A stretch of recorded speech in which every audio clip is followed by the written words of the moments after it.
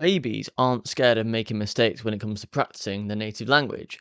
When they need food or they need water or they have a problem with themselves, they try and use any words in whatever order they can. They just throw any words out and hope that they are understood by their parent. That's because it matters more to be understood because they get what they want compared to being embarrassed by their mistakes. So it's worth more to them to actually be understood and get their problem solved, aka I'm hungry, I'm thirsty, I'm too warm or something, compared to, oh, I made a mistake there, I'm scared.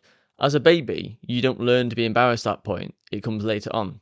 Whereas for adults, we get scared because we're scared of feeling bad about what people think about us, so we stop trying. In this video, I'm going to tell you why it exists and how you can overcome that. My name is James, I'm a native English speaker, puedo hablar español, y aquí posso parlare italiano. I help people reach a conversational level in a different language. So, going back to the baby concept, essentially, as babies, they need to survive. They need to be able to communicate with their parents or whoever's bringing them up to let them know, look, I'm hungry, I'm thirsty, too hot, too cold. A lot of the time they cry, especially if they're very, very newborn. However, what does this mean? It means that they haven't learnt, they can say whatever they want essentially. They can sort of say, oh, I'm hungry now. And that essentially, like when I was practicing Portuguese, they're the only words I could say. And it's a bit embarrassing because you feel like you should know better and you feel like, oh, I feel really embarrassed. What if the other person thinks I'm weird or something? Or I'm not saying that word. I must sound ridiculous in my voice saying that or pronouncing that sort of thing. And that's what we're thinking to ourselves. But the benefit, if I don't manage to portray myself or communicate, then nothing really happens with me. I can still go and get food or water because I'm an adult, I'm not a baby. Whereas babies rely on that. So the value that they basically have to do that to survive, to communicate with their parents. Obviously, that you can get around babies who take a long time to develop, but most of the time the point is they try and they don't care about messing up or getting the pronunciation wrong because they need to communicate. The value of being able to do that outweighs any embarrassment. However, there are certain moments in your life, not language learning specifically, but when you might have tried something and you thought you had it right and then you didn't, and you're so embarrassed. It might have happened at primary school, at school, even at university for some of you. But you'll relate to a few moments where you felt really bad and embarrassed, and you might have been hesitant after that to continue making attempts. You might think, I'm not very good at that. It's not for me. I'll leave it. And that puts you off. And you might have been really good at that thing, but because of the mentality you had as a result of that thing that was out of your control, you might have just been in the wrong place, or maybe the people around you weren't motivational and they were putting you down instead. That's not good, but it doesn't mean you were bad at that thing. It just means that you weren't in the right situation. The same can be applied for language learning. You could have had a bad experience at school, could have been told off by your French teacher, and now you think, oh, you're rubbish at French, don't even bother. But you're hiding a lot of potential there, a possible potential that you could be really good at learning that language and you could be natural at it. So try not to let a bad situation put you off. However, I'm just pointing out the problem. I'll get more into the solution right now. On that note, I've created a free email course on how to learn a language despite having a busy lifestyle. It contains a range of tips and tricks and works for any language, suitable for all levels, and it helps you achieve your language goals in less time if you're really busy. There's a link in the description below to check it out. That being said, how do you get around it? How do you get to the point where you can confidently make mistakes and get things wrong and laugh about it? You can laugh it off and not care too much about what people around you or people listening to you are thinking. Well, first of all, you need to understand that practice in an environment that's set up for you to make mistakes and be okay about it. So if you're, for example, saying to all your friends, oh yeah, I can speak Spanish, I can do that, and then you go on holiday, they're expecting you to be fluent or being conversational in Spanish.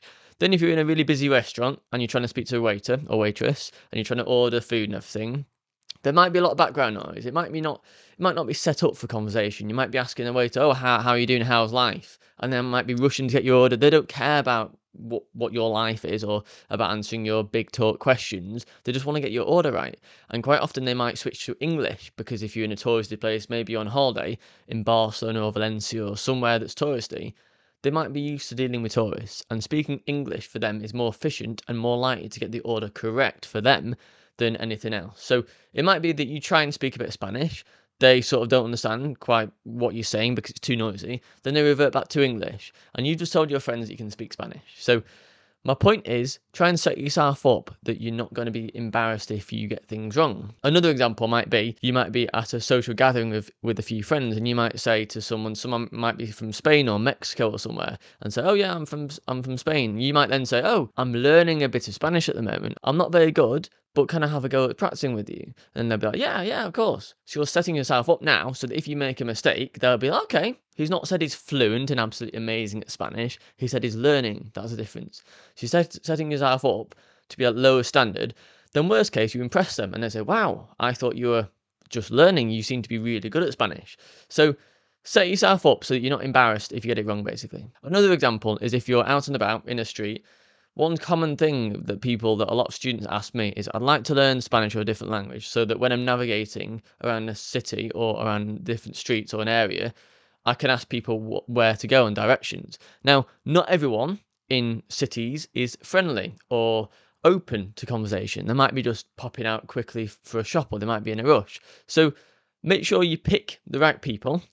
It's hard to do that, but obviously it takes a lot of time. But if you keep on getting rejected and people don't want to talk to you in the first place, that can put you off a bit and think, I don't really want to do this. So if there's someone sort of waiting or they look friendly, then approach them if you need to. So make sure you're setting yourself up so that if you do come across someone who's rude or something, that doesn't put you off your language learning journey, because it can quite easily do that. And you might have related to a point when you've tried to practice a language, maybe with a shopkeeper or someone who's doing their work, and you've just tried a bit of small talk and they sort of give you a cold shoulder. They're not bothered about you. And that might have put you off a little bit. But with that said, it's not your language abilities, it's the situation that you're in. So you have to be mindful about what other people are thinking, their current lifestyle. They might be rushed, they might have had some bad news in the morning, and they might not be up for talking. So be cautious about who you approach and how you do it, but try and pick moments that are suitable for you. Try and imagine, use common sense and think, right, okay, would I want to have a conversation if I'm in that situation? If I'm a waiter being rushed off my feet in a busy restaurant, would I want to have small talk with someone? If someone starts a conversation and they notice you're foreign and say, oh, hi, you're in Barcelona, it's not nice to sort of see you, where are you from? And you say, oh, and then you can reply straight away in your target language. And then they'll be like, wow, I didn't expect that. That's pretty cool. And even if you make mistakes based on the context and what's going on around you, they can piece together what you mean. And they're not going to correct you straight away and say, no, that's not right. I'm offended by that. Because the fact that you're trying and you're putting effort into speaking their language, they'll appreciate that massively. The final point to this is, what does that do for your language learning progress? What does that all mean? Well, essentially, it builds evidence. So at the moment, you might have evidence because you're scared of making mistakes. You have evidence that if I make a mistake, I will feel bad because I'll feel judged by the people around me at how bad I am at speaking this language. That's a phrase in your mind that's stuck in your autopilot, in your mentality somewhere, that's saying, don't speak Spanish because you're bad at it, or you might make a mistake and feel bad. So what you need to do is overwrite that with new evidence that you gain from practicing in situations that are friendly, or practice friendly, essentially. So if you end up speaking with a waiter who's asked you how your day is and you reply back, you then gain evidence that, wait a minute, I thought that was really bad at Spanish and I thought that mistakes would be ridiculous, but I swore I made a few grammatical mistakes there, I said the wrong word, but despite that, the waiter or waitress still understood me and they had a laugh and it was really good. So now that's another little bit of evidence to prove that I can be okay making mistakes. Now that won't solve it. You'll need a lot of this, because if you have a lot of contradicting evidence in the past that suggests that you'll feel bad making errors and mistakes, you need a lot to overcome that, essentially. But every little bit of evidence you get will make it a bit easier for you to feel not as bad or not as nervous or anxious when you're speaking a different language. You'll have fun with yourself. You'll be like, oh, I made a mistake, and I keep doing that sort of thing. I do that with Spanish and Italian. I know that when I'm speaking Spanish to a native, I throw an Italian word in. I know it's wrong, but I'm just like, that's funny. I said another Italian word, and vice versa. So it happens all the time, especially with similar languages. But you can just make fun of it, basically.